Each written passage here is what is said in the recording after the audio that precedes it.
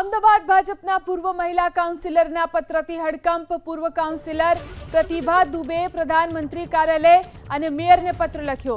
જાનથી મારી નાખવાની ધમકી મળતી હોવાનો પત્રમાં ઉલ્લેખ। 2 વર્ષ અગાઉ થયેલા ડિમોલિશનને લઈને ધમકી મળ્યા હોવાનો દાવો। પાડોશના લોકોના દબાણ તૂટ્યા હોવાથી ધમકી મળતી હોવાનો પત્રમાં ઉલ્લેખ। ધર્મેન્દ્રસિંહ ચૌહાણ કમલેશ જયસ્વાલ માનસિક કનડગત કરતા હોવાનો પણ આરોપ। અરુણસિંહ ચૌહાણ દેવેન્દ્રસિંહ ચૌહાણ માનસિક કનડગત કરતા હોવાનો આરોપ। તો પૂર્વ કાઉન્સિલરના પિતાની ચાની દુકાન પણ ડિમોલિશનમાં દૂર કરવામાં આવી હતી। પ્રતિભા દુબે પ્રધાનમંત્રી કાર્યાલય અને મેયરને પત્ર લખ્યો। જાનથી મારી નાખવાની ધમકી મળતી હોવાનો પત્રમાં ઉલ્લેખ। 2 વર્ષ અગાઉ થયેલા ડિમોલિશનને લઈને ધમકી મળ્યા હોવાનો દાવો। પાડોશના લોકોના દબાણ તૂટ્યા હોવાથી ધમકી મળતી હોવાનો પત્રમાં ઉલ્લેખ। ધર્મેન્દ્રસિંહ ચૌહાણ કમલેશ જયસ્વાલ માનસિક કનડગત કરતા હોવાનો પણ આરોપ।